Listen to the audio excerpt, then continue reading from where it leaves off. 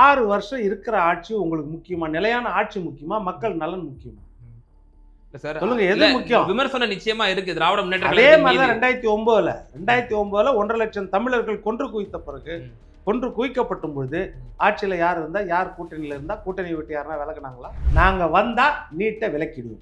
மேடைக்கு மேடை, அதாவது ஸ்டாலின் என்ன பேசுறாரோ உதயநிதி பேசினா ஸ்டாலின் பேசின மாதிரி. அவர் பதவியில இருக்கிறாரோ இல்லையோ, அதுதானே பாமர மக்களுக்கு அதானே எல்லாம். அதே தான். இப்ப திமுக எப்படி பண்ணாங்க, அவங்க எப்படி பண்ணாங்க, அதே மாதிரி தானே எல்லா நிலைமையிலும் இருக்கும். அப்ப திமுக பண்ணா அது பொன் குடம், இவங்க பண்ணா மண் குடமா? அது எப்படி அது கதை?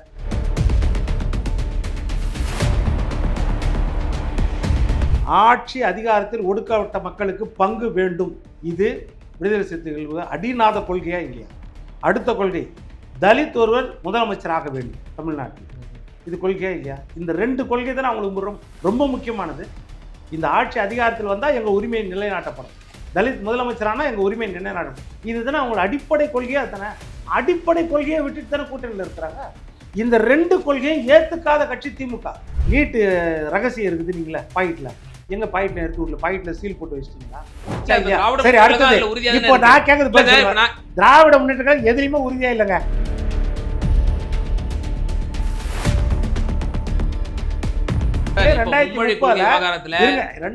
போராடுது, காங்கிரஸ் முட்டுக்கட்டையா இருக்கா?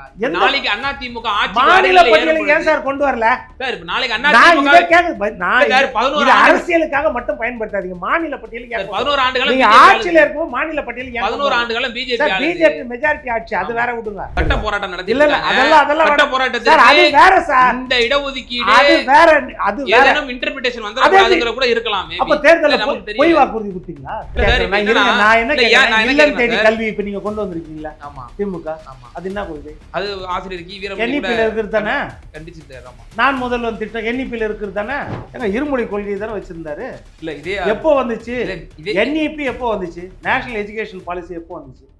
2019 வந்துச்சு. ஆட்சியில் இருந்தார்ல 2021 வரைக்கும். இருமொழி கொள்கை தானே தமிழ்நாட்டில் இருந்துச்சு. தேசிய கட்சி ஒரு மாநிலத்துக்கு ஒரு முடிவு எடுத்துக்குவாங்களே, அது சொல்ல காங்கிரஸினுடைய லேட்டஸ்ட் மேனிஃபெஸ்டோ நீங்க பாத்துருப்பீங்கல்ல, நாடாளுமன்ற தேர்தல்ல அது எந்த அளவுக்கு ஒரு மாநில உரிமைகளுக்கு ஊக்கம் அளிப்பது போலவும் சமூக நீதி நிலைநாட்டும் விதமாக இருக்கிறதா இல்லையா? அப்ப அந்த மாற்றம் ஏற்பட்டிருக்கிறதா இல்லையா? எந்த கொள்கை சொல்றீங்க நீங்க? எந்த சாதிவாரி கணக்கெடுப்பை சொல்லியிருக்கிறாங்க. அது தகுந்தவாறு பிரதிநிதித்துவம் வழங்கணும்னு சொல்றாரு. உச்சவரம்பை உயர்த்தணும்னு சொல்றாரு, 50% உச்சவரம்பை. இப்ப இவைகள் எல்லாம் ஒரு மாற்றம் இல்லையா? காங்கிரஸ் கட்சிக்கு ஏற்பட்டிருக்கக்கூடிய மாற்றம் பெரிய மாற்றம் இல்ல. இதெல்லாம் நாங்க செய்யல, நாங்க தப்பு பண்ணிட்டோம்னு சொன்னாங்க. ஆமா.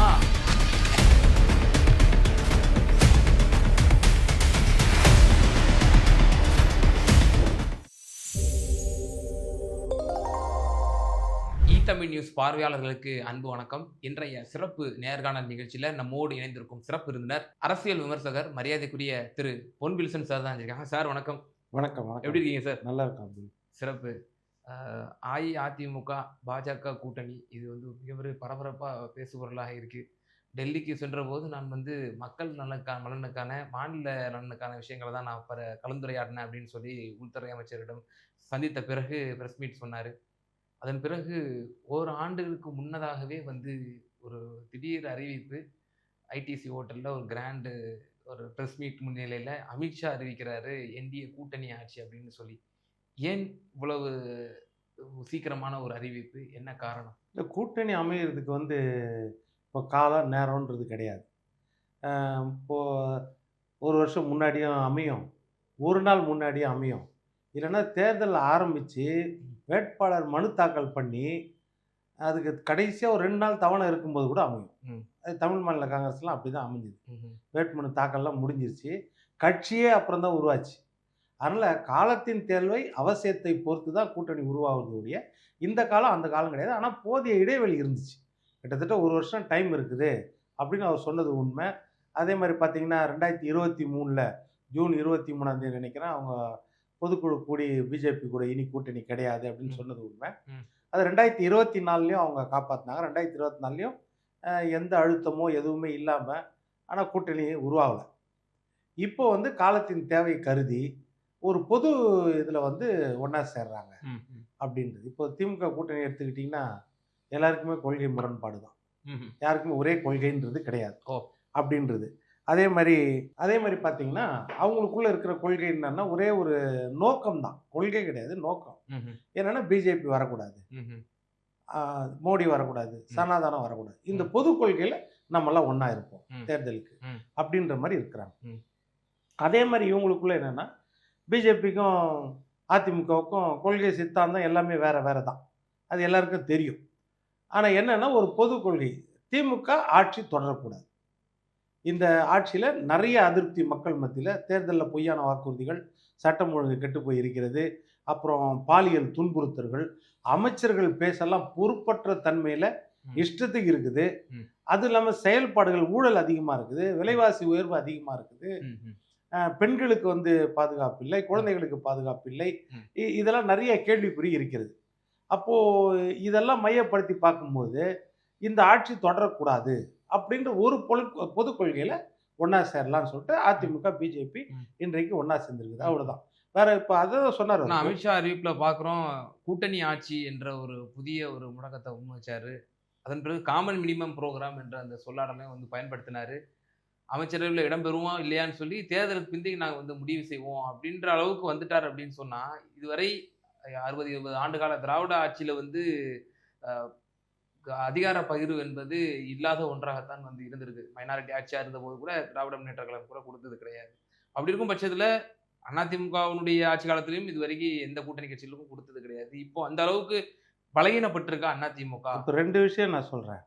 ஒரு விஷயம் வந்து இப்போ கூட்டணி ஆட்சின்றது என்டிஏ கூட்டணி ஆட்சின்னு சொல்கிறாரு. தொடர்ந்து ஒரு கேள்வி கேட்கப்படுது அவர்கிட்ட. என்ன கேள்வி கேட்கப்படுது? பிஜேபி எம்எல்ஏக்கள் அமைச்சர் ஆவாங்களா? கூட்டணி ஆட்சினா என்ன அர்த்தம்? கூட்டணி ஆட்சிக்கு அர்த்தம் என்ன? அமைச்சரவையில் இடம், அதுதானே அந்த கேள்வி தானே கேட்குறாங்க. அதுக்கு என்ன சொன்னார்? தேர்தலுக்கு பிறகு அதை பற்றி முடிவு எடுத்துக்கோன்னு சொன்னார். திமுகவுக்கு பேசுறதுக்கு நாங்கள் தீனி போட மாட்டோம்னு சொன்னார். கரெக்டா? அப்போ கூட்டணி ஆட்சியான்றது வந்து ஒரு பேச்சுவார்த்தையில் இருக்கிற மாதிரி தான் அர்த்தம். இன்னும் அதிமுக சைடில் அதை தெளிவுபடுத்தலை அப்படின்றது ஒரு பக்கம். இது ஒன்று. இன்னொன்று, அப்துல் வந்து அப்போ பிறந்திருப்பியான்னு தெரில.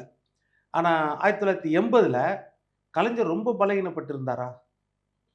இந்திரா காந்தி கூட கூட்டணி ஆட்சி தானே, அந்த கோரிக்கை தானே. தேர்தலில் ஆளுக்கு 117 இடத்துல 2 பேர் நின்றாங்களா 1980? திமுக 114 இடத்துல நின்றுச்சு. நம்ம காங்கிரஸ் 112 இடத்துல. பிளஸ் விட்டு கொடுத்ததை நீங்க குறிப்பிடணும். நாடாளுமன்ற தேர்தலில் பெரும்பான்மையா திராவிட முன்னேற்ற கழகம் தானே இருந்துச்சு. ஓ, அப்ப இதுல வந்து பலவீனம் ஆயிட்டாங்கன்றீங்க. திராவிட முன்னேற்ற கழகம் தேசிய கட்சியா மாநில கட்சியா? மாநில கட்சி. மாநிலத்துல பெரிய பங்கு வாங்கணுமா இல்லையா? தேசிய கட்சிக்கு விட்டு அது அந்த ஃபார்முலா எல்லாருக்கும் இருந்துச்சு. 25-15. எம்ஜிஆர் அதுதான், கருணாநிதி அப்போ அந்த காலத்துல அதுதான் 25-15 தான். எது பாராளுமன்ற தேர்தலுக்கு. சட்டமன்ற தேர்தலுக்கு வந்து 60, மீதி இவங்க நிற்பாங்க. இதுதான் காலகாலமா நடந்துட்டு இருக்கு. 117 நின்று கூட்டணி ஆட்சின்னு அறிவிச்சு முதலமைச்சர் வேட்பாளரே அறிவிக்கல. அது தெரியுமா? கடைசி வரைக்கும் முதலமைச்சர் வேட்பாளர் அறிவிக்கல. இதுலயாவது உட்கார்ந்த உடனே சொல்லிட்டாரு, எடப்பாடி தலைமையில் தான் கூட்டணி ஆட்சி, எடப்பாடி தான் முதலமைச்சர் வேட்பாளர்னு சொல்லியாச்சு. அதுல கடைசி வரைக்கும் அறிவிக்காம கடைசி கட்டத்துல, இதுல மூப்பனார் தலைவர், இதுல கருணாநிதி தலைவர், கடைசி கட்டத்துல எல்லாரும் அழுத்தம் கொடுத்த பிறகு இந்திரா காந்தி அறிவிச்சாங்க, இல்ல இந்த கூட்டணிக்கு வந்து ஆமா கலைஞர் தான் தலைமை, கலைஞர் கருணாநிதி தான் தலைமைன்னு சொன்னாங்க. அப்போ கூட்டணி ஆட்சின்ற தத்துவம் எப்போ வந்துருச்சு? 1980 வந்துச்சு. இப்ப அதுக்காக நான் கூட்டணி ஆட்சியை உருவாக்கிட்டாங்கன்னு சொல்லல. ஆனால் அந்த கூட்டணி ஆட்சி திமுக அப்பவே உருவாக்கிடுச்சு 1980. அதுல தோத்துட்டாங்கன்றது வேற கதை. எம்ஜிஆர் தான் ஜெயிச்சார். ஆனா கூட்டணி ஆட்சின்ற சித்தாந்தம் அப்பவே வந்துச்சு. அடுத்து நான் என்ன சொல்றேன், 2006 தேர்தலில் 128 இடங்கள்ல தான் திமுகவே 128ல் 117 ஜெயிக்கணும்னா அது பெரிய இமாலய சாதனை தான் இருக்கும். 96 இடம் தான் ஜெயிச்சாங்க. கரெக்டா? மைனாரிட்டி அரசாங்கம் ஆட்சி, கூட்டணியில் பங்கு கொடுக்கல. சட்டமன்றத்தில் எதிர்கட்சி தலைவர் சுதர்சனம், காங்கிரஸ் 34 தொகுதி கேட்குறாரு, நாங்கள் ஒன்றும் ஆண்டி மடம் நடத்தலை, எங்களுக்கும் ஆசை இருக்கும், நாங்களும் அமைச்சரவையில் பங்கு பெறணும்னு கலைஞர் சொன்னார். பரிசீலிப்போம் அப்படி சொன்னார். சொல்லிட்டு பேச்சுவார்த்தை நடத்தும் போது சோனியா காந்தி அம்மா வேண்டான்ட்டாங்க. இன்னொரு பக்கம் பார்த்தீங்கன்னா பாட்டாளி மக்கள் கட்சி சொல்லி அவங்க 18 எம்எல்ஏ நாங்கள் நிபந்தனையற்ற ஆதரவுன்னு சொல்லிட்டாங்க. அப்போ காங்கிரஸோடைய 34 தேவையில்லாத போயிடுச்சு. அதனால அந்த நேரத்தில் அவர் பங்கு கொடுக்கல. இல்லைன்னா அப்பயே பங்கு கொடுத்துருப்பார். பாட்டாளி மக்கள் கட்சியும் காங்கிரஸ் டிமாண்டும் ஒன்றா இருந்துச்சுன்னா அப்பயே பங்கு கொடுத்துருவார். அப்பயே அவங்க 2 பேருக்குள்ள பிரித்தாளும் சூழ்ச்சியை பண்ணி இப்போ பாட்டாளி மக்கள் கட்சி நாங்கள் நிபந்தனையற்ற ஆதரவுன்னு சொல்லிட்டேன். இது 2வது விஷயம். 3வது விஷயம் 2019 2006லேருந்து 2011 வரைக்கும் ஆட்சி நடத்தினார் கலைஞர். ஆட்சி நடத்தினாரா? நல்லா தான் இருந்துச்சு ஆட்சின்னு சொல்லுவாங்க. அப்போ இலவச வண்ண தொலைக்காட்சி, ₹1 20 கிலோ அரிசி போட்டார். அப்புறம் கலைஞர் காப்பீடு திட்டம் கொண்டு வந்தார். மேம்பாலங்கள் கட்டப்பட்டது. அந்த நேரத்தில் மின்வெட்டு ஒரு பக்கம். ஆனால் இன்னொரு பக்கம் பார்த்தீங்கன்னா எல்லா இடத்துலையும் கட்ட பஞ்சாயத்து, தண்டல் வசூல், நில அபகரிப்பு, இதெல்லாம் இன்னொரு பக்கம் கட்ட பேர். 5 வருஷம் ஆட்சியில் இருந்த பிறகு, ஆட்சி கட்டில் உட்கார்ந்து சாதனை செய்த பிறகு எத்தனை தொகுதியில் நின்றார்? 119 இடத்துல நின்றார். சரி பாதி இடத்துல. 63 இடம் காங்கிரஸ், 30 இடம் பாட்டாளி மக்கள் கட்சிக்கு, 10 இடம் விடுதலை சிறுத்தைகளுக்கு. இத்தனையும் சரி பாதியா பிரிச்சு கொடுத்துட்டு 119 இடத்துல தான் நின்றார். அப்ப இது கடந்த 118 இடம். இது கடந்த காலத்துல வரலாறு இருக்குது. அதனால அதனால இப்ப கூட்டணி வைப்பாங்கன்னு சொல்லல. இது கடந்த காலத்துல இருந்திருக்குது. முயற்சி அப்பவும் பண்ணியிருக்கிறாங்க. என்னமோ திராவிட இயல்பாவே இப்ப நீங்க ஸ்டாட்டிஸ்டிக்ஸை வந்து நம்ம மறுக்க முடியாது. திராவிட முன்னேற்ற கழகத்தை விட அண்ணா திராவிட முன்னேற்ற கழகத்திற்கு வாக்கு சதவீதம் கூட. இன்னும் சொல்ல போனா நீண்ட காலம் தமிழகத்தை ஆண்ட கட்சிங்கிற பெருமையும் அதிமுக உண்டு. அம்மையா ஜெயலலிதா காலத்துல வந்து தனித்து நின்றே யாரோட தயவும் இன்றி வந்து ஆட்சி அமைச்சதெல்லாம் பார்க்குறோம். இப்போ சற்றே ஒரு கீழே இறங்கி வந்து திரு எடப்பாடியார் அவரோட தலைமையில வந்து பாஜகவினுடைய அழுத்தத்தின் பேரால் வந்து இந்த மாதிரியான ஒரு கூட்டணியை வைத்து அது அந்த கூட்டணி அனௌன்ஸ்மெண்ட் கூட பிஜேபியினுடைய ஒரு தலைவர் வந்து அறிவிக்கிறார் அப்படின்னு சொன்னா அப்போ பலவீனப்பட்ட நிலையில தான் இருக்கு அதிமுக. இப்போ மறுபடியும் என்ன வரலாறு உதாரணம் தான் சொல்லணும். இப்போ நீங்க வந்து தேர்தலுக்கு தேர்தல் கூட்டணிகள் மாறுபடலாம், இல்லை கூட்டணி வைக்கலாம், வைக்காம போகலாம். ஆளுமைக்கு ஆளுமை வித்தியாசம் இருக்கும். ஒவ்வொரு ஆளுமையை நீங்க ஒப்பிட முடியாது. இப்போ ஜெயலலிதா சாதகமா ஒப்பிடுறீங்க. அப்போ கலைஞர் ரொம்ப பலவீனப்பட்டவரா? கூட்டணி இல்லாம ஒரு ஆட்சியை அமைக்கிறீங்க. ஜெயலலிதா வல்லமை படைத்தவர்கள் ஏத்துக்கிறீங்க, கலைஞர் பலவீனப்பட்டவர், திமுக பலவீனப்பட்ட கட்சி. அதை ஏத்துக்கிட்டு நீங்க சொல்றது வாக்கு. இதுதான் நான் என்ன சொல்றேன். பேரறிஞர் அண்ணா இல்ல கூட்டணி வைக்காம ஆட்சி அமைக்கல. இல்ல அது திரு மு.க. ஸ்டாலின் அவர்கள் சில அரசியல் விமர்சகர்கள் இந்த கருத்தை முன்வைக்கிறாங்க. அது 57 62 காமராசர் உயரத்துல இருக்கிறார். அவருக்கு நிகரான தலைவர் வந்து தமிழகத்துல இப்ப யாருமே கிடையாது. யாரு அரசியல் விமர்சகர்கள் சிலர் அதான் யார் இருக்கிறாருன்றீங்க. திரு மு.க. ஸ்டாலின் அவர்கள் இப்போது தமிழகத்துல வந்து அவர் தான் வந்து ஒரு மிகப்பெரிய தலைவராக இருக்கார். அவருக்கு நிகரான எதிர்கட்சிகளோ அல்லது தலைவர்களோ வந்து இப்ப கிடையாது அப்படின்னு டேட்டாஸ் படி சொல்றாங்க இல்லையா? காங்கிரஸ் சொல்லுது வேணா. காங்கிரஸ் வந்து நாங்க காமராஜரை இவர் வடிவுல தான் பாக்குறோம், இவர் தான் எங்களுக்கு தெய்வம் அப்படின்னு கூட சொல்லுவாங்க. அதனால அது கிடையாது. நீங்க சொல்றது இன்னும் சில ஒரு அரசியல் விமர்சகர்கள் உலகத்திலேயே பெரிய தலைவர் ஸ்டாலின் தான்றாங்க. நீ இந்தியாவுக்குள்ள குறிக்கிறீங்க. உலகத்திலேயே பெரிய தலைவர் ராகுலை விட, சோனியா காந்தியை விட பெரிய தலைவர், ஜவஹர்லால் நேருவோட பெரிய தலைவர், அண்ணல் அம்பேத்கர் இன்னைக்கு பிறந்த நாள், அவரை விட பெரிய தலைவர் கூட சொல்லலாம். அதெல்லாம் அவங்கவுங்க பாராட்டு, அவங்கவுங்க எண்ணம் தான். அது வந்து அது முக்கியத்துவம் கிடையாது. நம்ம புள்ளி வரோம் இன்னைக்கு இருக்கிற ஸ்ட்ராட்டஜி, இதை வச்சு நம்ம பேசுறது தான் நம்ம கணக்கு. அதனால ஜெயலலிதா அம்மா வந்து எல்லாருக்கூடயும் ஒப்பிட முடியாது. அதே மாதிரி அப்போ அதுக்கு முன்னாடி பார்த்தீங்கன்னா புரட்சித் தலைவர் எம்ஜிஆர் கூட்டணி இல்லாமல் உட்காரல. அப்போ எம்ஜிஆரை விட ஜெயலலிதா பெரியவங்கன்றீங்களா? எம்ஜிஆரை விட ஜெயலலிதா ஆளுமைன்னு சொல்ல முடியுமா? ஒரு ஆளுமைக்கு இன்னொரு ஆளுமை ஒப்புமைப்படுத்தவே முடியாது. அப்போ நம்ம ஈஸியாக சொல்லிடலாம். இப்போ கலைஞர் இருந்தாருன்னா நீங்கள் சொல்லலாம், கலைஞர் இருந்தாருன்னா இப்போ இன்னைக்கு செல்வ பிறந்தங்க அவர் அந்த கட்சி சார்பாக ஒரு நோட்டீஸ் துணை முதல்வர் அவர்களே, வருங்கால துணை முதல்வர் அவர்களேன்னு வருது. என்ன அது நடவடிக்கை எடுப்போன்றாங்க. இப்போ கலைஞர் இருந்தால் என்ன நடவடிக்கை எடுத்திருப்பாரு? நம்ம சொல்லிடலாம் காங்கிரஸை வெளியே அனுப்பியிருப்பாருன்னு. அதே மாதிரி மது ஒழிப்பு மாநாடு நடத்தினாங்க. விளக்கத்தை கேட்டிருக்காங்க காங்கிரஸ் இல்ல விளக்கத்தை கேட்டிருக்காங்க. சரி, இது வந்து உடனே நடவடிக்கை எடுத்துப்பாருன்னு சொல்லலாம். நம்மளும் அரசியல் விமர்சகரா நம்மளும் சொல்லலாம்ல. அந்த மாதிரி மது ஒழிப்பு மாநாடு நடத்தும் போது கூட்டி பேச்சுவார்த்தை நடத்திருக்க மாட்டாங்க. ஐயா நீ அப்படியே நடத்திட்டு நீ எங்க கிட்ட வர வேணாம். கலைஞர் செஞ்ச வரலாற்று பிழைகள் எல்லாம் வந்து களை எடுத்துட்டு வர்றாரு திரு மு.க. ஸ்டாலின். அதனாலதான் வந்து இந்த அளவுக்கு ஒரு உயரத்தை அவர் ஏத்துக்கிறாரு. எங்க அப்பா வந்து வரலாற்று பிழைகள் செய்திருக்கிறாருன்னா சொல்லுங்க. அது சொல்லு எது நம்ம ஒத்துக்கணும்ல. அப்போ அதை ஒத்துக்கல. எங்க அப்பா தப்பு செய்திருக்காரு அப்படி இப்போ ஸ்டாலின் ஏத்துக்கிறாரா? அப்போ அது சொல்லுங்க. நான் ஒவ்வொரு தடவையும் அவர் மூச்சுக்கு 3 தடவை என்ன சொல்றேன், நான் ஸ்டாலின் கிடையாது, முத்துவேல் கருணாநிதி ஸ்டாலின், அவருடைய மகன், தவறு செய்ய மாட்டேன். அப்போ அவர் தவறு செய்யறதுன்னு எப்படி சொல்ல முடியும்? அதனால அந்தந்த சூழ்நிலைக்கு ஏற்ற மாதிரி தான். இப்போ 2001 தேர்தல் திராவிட முன்னேற்ற கழகம் தொடர்ச்சியாக அதிமுக மீது கள்ள உறவுல இருக்கீங்க. சும்மா பேரளவுல தான் வந்து நீங்க கான்ட்ராக்டை முடிச்சிருக்கீங்க தவிர நீங்க எல்லாரும் மறைமுக அண்டர்ஸ்டாண்டிங்ல தான் இருக்கீங்கன்ற ஒரு குற்றச்சாட்டு வச்சுட்டு இருந்தாங்க. இப்ப அது வலு சேர்க்கும் விதமா அவங்களுடைய குற்றச்சாட்டுக்கு வந்து இது தீனி போட்டுறாதா? இப்போ அப்போ அவங்க கூட்டணியோட குற்றச்சாட்டு வந்து வந்துருச்சுன்னா 2024ல பொய் ஆயிருச்சா? 2024ல அந்த குற்றச்சாட்டு வைக்கலையா? ஆமா நாடாளுமன்ற தேர்தல்ல வச்சாங்க. நான் அது கூட்டணியில வைக்கலையே. ம். அப்போ பகிரங்கமா இல்ல சார் இப்ப மன்னிப்பு இல்ல கேட்பாங்களா? இப்ப இல்ல இல்ல இல்ல நான் என்ன இல்ல சார் கேட்கிறேன் இப்போ 2024ல நான் என்ன ஏன் வந்து நான் என்ன அந்த கேட்கிறேன் கூட்டணி இத முறிவு இத ஏற்பட வேண்டும்? மறந்துடுறீங்களே. இல்ல சார் 2024 அப்ப ஏன் 2000 உங்களுக்கு இல்ல சார் 2000 அதிமுகவுக்கும் இல்ல பிஜேபிக்கும் கொள்கை ரீதியாக பெரிய எந்த ஒரு வேறுபாடும் இல்ல. எடப்பாடி பழனிசாமி அவர்களுக்கும் மோடி அவர்களுக்கும் எந்த விதமான ஒரு மனசங்கடமோ அல்லது ஒரு கொள்கை ரீதியில உங்களுக்கு எதுவும் பேரியர் இல்லாத பொழுது எதுக்கு 24ல நீங்க கூட்டணியை விடணும்? அதுலயும் நீங்க வந்து தொடர்ந்து பேர் இருக்க வேண்டியதுதானே? 2004ல பிஜேபிக்கும் வாஜ்பாய்க்கும் கருணாநிதிக்கும் என்ன உங்களுக்கு பேரியர் இருந்துச்சு? என்ன வேறுபாடு இருந்துச்சு? சொல்லுங்க. 2004ல பிஜேபிக்கோ வாஜ்பாய்க்கோ கலைஞருக்கோ என்ன ம். வேறுபாடு இருந்துச்சு? ம், ம். ஏதாவது கருத்து வேறுபாடு சொல்லுங்க. ஏதாவது ஒரு காரணம் சொல்லுங்க. சொல்லுங்க. காரணம் சொல்லுங்க. எதுக்கு வெளிய போனாங்க? கலவரம் குஜராத் கலவரம் நடந்தது 2001ல. போயிருந்தா அப்போ போயிருக்கணும். 2003, 2004ல இலாக்கா இல்லாத அமைச்சரா முரசொலி மாறன் அவர்களுக்கு மிகப்பெரிய கௌரவத்தை கொடுத்து, அவர் மருத்துவமனைக்கு அனுப்பி, அதே மாரி அவர் கடைசி கட்டம் வரைக்கும் அவர் இந்த மண்ணை விட்டு மறையும் வரை அவரை இலாக்கா இல்லாத அமைச்சரா கௌரவப்படுத்தி வச்சிருந்தார் வாஜ்பாய். ஆட்சியை கலைக்க சொல்லி அழுத்தம் இருந்த பொழுதும், ம். ஆட்சியை கலைக்காம அதே 99ல ம். ஆட்சியை கலைக்காம ம். தன்னுடைய ஆட்சியை வந்து குடுத்தாரு. அந்த வாஜ்பாய் விட்டு ஏன் வெளிய வந்தாரு? சொல்லுங்க. காரணம் சொல்லுங்க இல்ல சார் ஏதாவது.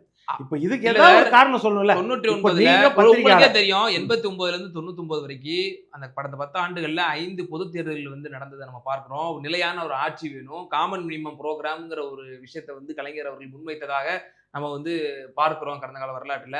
அந்த மாரி ஏதேனும் வந்து கடந்த 2019 நாடாளுமன்ற தேர்தல், 21 சட்டமன்ற தேர்தல்ல நீங்க கூட்டணி வைக்கும் பொழுது, இப்பொழுது நீங்கள் இப்ப கூட்டணி நீ வைத்திருக்கிறீர்கள் அல்லவா? இல்ல நீ இப்ப அந்த மாரி சொல்றீங்கல்ல, ஏதாவது ஒரு காமன் மினிமம் அடிக்கடி புரோகிராம் இப்ப தேர்தல் வரக்கூடாது. அதுக்காக தான் அவர் வச்சாருன்றீங்கல்ல. ம். அவர் இருந்தாருன்றீங்கல்ல. ம். ஒரே இல்ல நாடு அப்படின்னா ஒரே திராவிட நாடு ஒரே தேர்தலுக்கு என்ன காரணம் சொல்றேன் இப்போ? ம். ஜனநாயகம். வருஷத்துக்கு ஒரு தடவை தேர்தல் வந்தாலும் கவலை கிடையாது. அதுக்காக ஒரே நாடு ஒரே தேர்தல் ஒரே நேரத்துல தேர்தல் இருக்கக்கூடாது. வருஷத்துக்கு ஒரு தடவை 2 வருஷத்துக்கு ஒரு தடவை தேர்தல் வரட்டும். அதான் ஜனநாயகம். அப்படிதானே சொன்னோம். அப்புறம் தேர்தல் வந்தா என்ன? இன்னொன்னு 89ல இருந்து நீங்க 91 91ல இருந்து 96 வரைக்கும் எங்க சார் தேர்தல் இப்ப நடந்துச்சு? இந்திய நாட்டுக்கு ஒரு நிலையான ஒரு ஆட்சி, ஒரு ஒரு உலக நாடுகளுடைய பார்வையில இப்ப இந்தியால வந்து ஒரு இன்கன்சிஸ்டன்சியான ஒரு ஆட்சி இருக்கணும் அப்படிங்கிறது ஒரு விருப்பமா திரு பொன் வில்சன் அவருடைய விருப்பம்? வாஜ்பாய் ஆட்சியை கவிழ்த்தா அது நிலையான ஆட்சி கிடையாது. மோடி ஆட்சியை கவிழ்த்தா நிலையான இல்ல ஆட்சியா? சார் மோடி எப்படி அவர்கள் யாரோட தயவுல நான் சார் என்ன இருக்காரு அவரு? கேட்கிறேன், 6 வருஷம் இருக்கிற ஆட்சி உங்களுக்கு முக்கியமா? நிலையான ஆட்சி முக்கியமா? மக்கள் நலன் முக்கியமா? ம். இல்ல சார் சொல்லுங்க. இல்ல எது முக்கியம்? விமர்சனம் நிச்சயமா இருக்கு திராவிட முன்னேற்ற அதே கழகத்தின் மாதிரி மீது. தான் 2009ல 1.5 லட்சம் தமிழர்கள் கொன்று குவித்த பிறகு, ம். கொன்று குவிக்கப்படும் பொழுது ம். ஆட்சியில யார் இருந்தா? யார் கூட்டணியில இருந்தா? கூட்டணியை விட்டு யாருன்னா விலகுனாங்களா? ம். ம். சொல்லுங்க. திமுக விலகுச்சா? ம். மன்மோகன் சிங் ஆட்சியை விட்டு? அதுவும் அப்போ நிரந்தர ஆட்சி நிலையா இருக்கணும். அதனால தமிழர்கள் கொண்டு குவித்தா பரவாயில்ல ம். அப்படின்ற நிலைப்பாடா? ம். ம். அதனால அது காரணம் கிடையாது. காரணம் ஆட்சி அதிகாரத்தில் பங்கு ம். அப்படின்றது தான் ம். காரணம். ம். அதுபோல கொள்கை வேறு, கூட்டணி என்பது வேறு. ம். ம். இதுதான். கொள்கை ஆனா வந்து அதுக்குன்னு சுத்தமா நம்மளுடைய மாறுபட்டிருக்கலாம். அதிமுகவுடைய கொள்கைகளுடைய குந்தகம் விளைவிக்கும் வரக்கூடிய இடத்துல வந்து அந்த இடத்துல அவங்க ஃபைட் பண்ணணும் இப்ப இல்லையா? அந்த அததான் தார்மீக இடத்துல இருக்காங்க திருப்பி இல்லையா? திருப்பி அதானே சொல்றேன். ம். கொள்கை வேறு இப்போ ம். காங்கிரஸ் அடிமையா இருக்குதா? இல்ல சார். இப்போ போன இல்ல. வாரம் தீர்மானம் நிறைவேற்றினீங்களா சட்டமன்றத்துல? என்ன தீர்மானம் நிறைவேற்றினீங்க? கச்சத்தீவை மீட்பதற்கா? இந்திரா காந்தி தாரை வாத்துட்டாரு. ம். இந்திரா காந்தி நம்ம டெரிட்டரிய அநியாயமா கொடுத்துட்டாரு. காங்கிரஸ் கொடுத்துச்சு. எங்க கருத்தை கூட கேட்காம நாங்க எதிர்ப்பு தெரிவிச்சதும் கொடுத்துச்சு. ம். அதனால அதை மீட்கணும். அது யார் ஆதரிச்சா? அடிமையா இருந்து காங்கிரஸ் ஆதரிச்சாங்களா? இல்ல சார். சொல்லுங்க. தன் ராகுல் தலைவிக்கு காந்தி அவர்களே தான் தலைவிக்கு தான் நான் பாட்டி என்ன செய்த கேட்கிறேன், தவறை வந்து அவங்க வரலாற்றை அவங்க சுட்டி காட்டி அவர் வந்து இப்ப செல்லப்பிரந்தையர் திருத்திக்கிறாரு. எங்க கட்சி தலைவர் செய்த தவறுன்னு சொல்றாரா? ம். சொல்றாரா அவரு? அது சார், சொல்லுங்க. கடந்த கால காங்கிரஸ் செய்த வரலாறையே வந்து அவர் குறிப்பிட்டு ராகுல் காந்தி அவர்கள் இந்த மாதிரி நாங்க தவறுகள் இல்ல செஞ்சிருக்கோம். இல்ல கச்சத்தீவை கொடுத்ததுல அந்த மாதிரி சொல்லவே இல்ல. நீங்க இல்ல சொன்ன பல மாதிரி விஷயங்கள்ல இல்ல வந்து எங்க ராகுல் பாட்டி காந்தி அவர்கள் தவறு செய்தாருன்னு எந்த அறிக்கையில ராகுல் காந்தி அவர்கள் அப்படியே குறிப்பிடலையா? அப்படி குறிப்பிடு எங்க பாட்டி தவறு செய்தாலும் குறிப்பிட்டிருக்காரா? எங்க இல்ல குறிப்பிட்டு? எமர்ஜென்சி அப்படி கிடையவே கிடையாது. எமர்ஜென்சி எமர்ஜென்சி அவங்களே குறிப்பிட்டாங்க. அது இந்திரா காந்தியே சொல்லிட்டாங்க. புரியுதா? இது வந்து அந்த மாதிரி குறிப்பிடவே இல்ல. அது தெரிஞ்சுக்கோங்க. அடுத்தது சொல்றேன். இடபிள்யூஎஸ் ம். உயர் ஜாதியினருக்கு 10% இடஒதுக்கீடு. ம். திமுக கொள்கை என்ன? கூட காங்கிரஸ் கொள்கை என்ன? ம். ஆதரிச்சு தான் காங்கிரஸ் ஓட்டு போட்டுச்சு. கம்யூனிஸ்ட் ஆதரிச்சு தானே ஓட்டு போச்சு. ம். அப்ப கொள்கையில மாறுபாடு இல்லையா? ம். சரி, இல்ல தலித் மக்களின் பிரதிநிதியாக இல்ல இருக்கிற சார், விடுதலை தமிழ்நாட்டினுடைய சிறுத்தைகள் இல்ல இது சொல்லி முடிச்சேன். விடுதலை சிறுத்தைகளோட உயிர் நாடி பிரச்சனை என்ன? ம். 2 கொள்கை தான் அவங்களுக்கு. ஆட்சி அதிகாரத்தில் ஒடுக்கப்பட்ட மக்களுக்கு பங்கு வேண்டும். ம். இது விடுதலை சிறுத்தைகள் அடிநாத கொள்கையா இல்லையா? அடுத்த கொள்கை, தலித் ஒருவர் முதலமைச்சராக வேண்டும் ம். தமிழ்நாட்டில். ம்ஹும். இது கொள்கையா இல்லையா? இந்த 2 கொள்கை தானே அவங்களுக்கு ரொம்ப முக்கியமானது. இந்த ஆட்சி அதிகாரத்தில் வந்தால் எங்கள் உரிமை நிலைநாட்டப்படும், தலித் முதலமைச்சரானா எங்கள் உரிமை நிலைநாட்டப்படும். இதுதானே அவங்களோட அடிப்படை கொள்கையா தானே. அடிப்படை கொள்கையை விட்டுட்டு தானே கூட்டணியில் இருக்கிறாங்க. இந்த 2 கொள்கையை ஏத்துக்காத கட்சி திமுக. ஆட்சி அதிகாரத்தில் பங்கு அவங்க ஏத்துக்கிறாங்களா? திமுக கிடையாது. தலித் முதலமைச்சர் என்னைக்குனாலும் ஆவாங்கன்னு திமுக ஏத்துக்குமா? இல்ல சார், இப்ப நாளைக்கு பிஜேபியே இங்க வருதுனா கூட, இன்னொரு 10 வருஷத்துலயோ இல்ல 20 வருஷத்துல பிஜேபி இங்க வருதுனா கூட, அவங்க கூட தலித்தை நாங்க முதலமைச்சர் ஆக்குவோன்றாங்க சொல்லுவாங்க. ஏன்னா பல மாநிலங்கள்ல வந்து செஞ்சு காட்டியிருக்காங்க. அப்ப அதுக்குன்னு அவங்களுக்கு ஆதரவு தெரிவிச்சிடலாம்.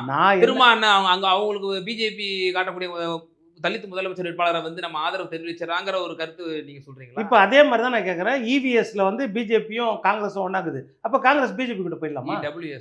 இடபிள்யூஎஸ்ல அப்ப காங்கிரஸ் அங்க போயிடலாமா? கொள்கை முரண்பாடு சார். ஒரு தேசிய கட்சி, கொள்கை முரண்பாடு. கம்யூனிஸ்ட் கட்சி நீங்க குறிப்பிட்டிருந்தீங்க. நான் கம்யூனிஸ்ட் கட்சிகளோட தோழர் மூத்த தலைவர் அருணன் அவர்கள் கூட நான் சமீபத்தில் ஒரு பேட்டி எடுத்திருந்தேன். இதே இடபிள்யூஎஸ் தேசிய முழுக்க சிபிஎம் நிலைப்பாடு அவ்வாறாக இருந்தாலும் தமிழக அளவில் நாங்கள் வந்து அதை எதிர்ப்பு தெரிவிக்கிறோம், எங்க யூனியன் எங்களுடைய பிராந்திய ரீதியில நாங்கள் அதை எதிர்ப்பு தெரிவிக்கிறோம் அப்படின்னு சொல்லி சிபிஎம்ஏ தெளிவுபடுத்தி. இதை எல்லாரும் தெரிவிச்சுக்கலாமே. இதுதான் பினராயி விஜயனே சொல்றாரு. ராகுல் காந்தி ஓட்டு போட்டா இந்த தேசத்துக்கு ஆபத்துன்னு சொல்றாரு அவர் மாநிலத்தில். அப்ப அதுக்கு என்ன சொல்றீங்க? அது கரெக்ட் தான்றீங்களா? அங்க அரவிந்த் கெஜ்ரிவால் டெல்லியில் என்ன பேசுறாரு? காங்கிரஸ் ஒழிக்கப்பட வேண்டிய கட்சி, பிஜேபி மாதிரியே அப்படித்தானே பேசினாரு.